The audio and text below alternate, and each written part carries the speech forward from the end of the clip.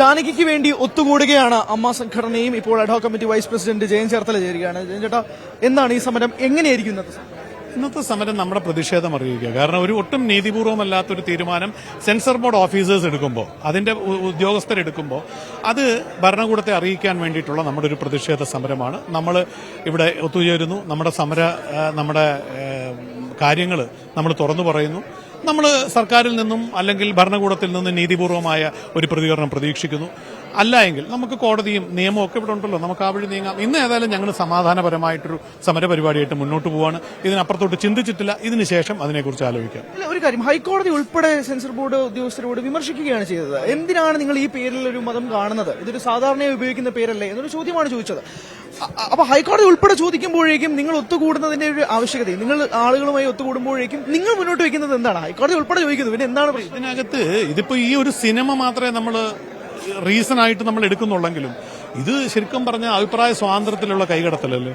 ഈ രാജ്യം ഒരു ജനാധിപത്യ രാജ്യമല്ലേ, സ്വതന്ത്ര രാജ്യമല്ലേ? എല്ലാത്തിനും നമുക്ക് സ്വാതന്ത്ര്യമുണ്ട്. പക്ഷെ രാജ്യത്തിനെ ഹനിക്കുന്ന, രാജ്യ താല്പര്യങ്ങളെ ഹനിക്കുന്ന, രാജ്യത്തെ ജനാധിപത്യത്തെ ഹനിക്കുന്ന, മതേതരത്വത്തെ ഹനിക്കുന്ന എന്തെങ്കിലും ചെയ്തു കഴിഞ്ഞാൽ നമുക്ക് മനസ്സിലാക്കാം. ഇതങ്ങനൊന്നുമില്ല. രാജ്യത്തിനോ ജനങ്ങൾക്കോ ഒരു മിഷണറിക്കോ സർക്കാർ ഭരണകൂടത്തിനോ ഒന്നും ദോഷം വരാത്ത ഒരു സിനിമ കഥ പറഞ്ഞു പോവുകയാണ്. അതിനകത്ത് ചിലരുടെ സ്വാർത്ഥ താല്പര്യങ്ങൾ, ഞാൻ ഒരിക്കലും അതിന് മന്ത്രിസഭയോ മിനിസ്ട്രിയോ ഒരു സർക്കാരിനെ ഞാൻ കുറ്റം പറയും.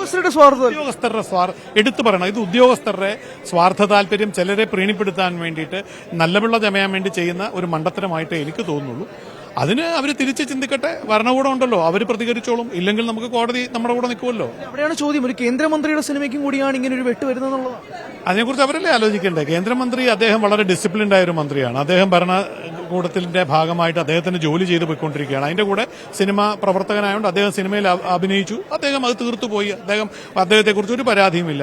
ഇനി കേന്ദ്രത്തിന്റെ മന്ത്രിസഭയുടെ ഭാഗമായതുകൊണ്ട് ഈ കാര്യത്തിൽ അദ്ദേഹം ചാടി ഇറങ്ങണം എന്ന് നമ്മൾ പറയില്ല. കാരണം ഒരു മന്ത്രിയായിട്ടിരിക്കുമ്പോൾ ആ കേന്ദ്രത്തിന്റെ കീഴിലുള്ള ഒരു സെൻസർ ബോർഡിന്റെ ഒരു ആവശ്യത്തിന് വേണ്ടി പുള്ളി ഇറങ്ങിത്തിരിക്കുന്ന ഒരിക്കലും മര്യാദയല്ല. പുള്ളി വരണ്ട, പുള്ളിയുടെ ജോലി ചെയ്യട്ടെ. അത് തന്നെയാണ് നമ്മുടെ താല്പര്യം. നമ്മളിവിടെ അതിന്റെ ഭാഗമല്ലാത്ത ആൾക്കാരുണ്ടല്ലോ, നമ്മൾ ഇതുകൊണ്ട് ജീവിക്കുന്ന സാധാരണക്കാരായ ആൾക്കാരുണ്ടല്ലോ. ഓമന ചേച്ചിയെ പോലുള്ള വർഷങ്ങളായിട്ട് സിനിമ ഉപജീവന മാർഗമായി കണ്ടിട്ടുള്ള ഇവരെ പോലുള്ള കലാകാരന്മാർക്ക് ഇവിടെ ജീവിക്കണ്ടേ?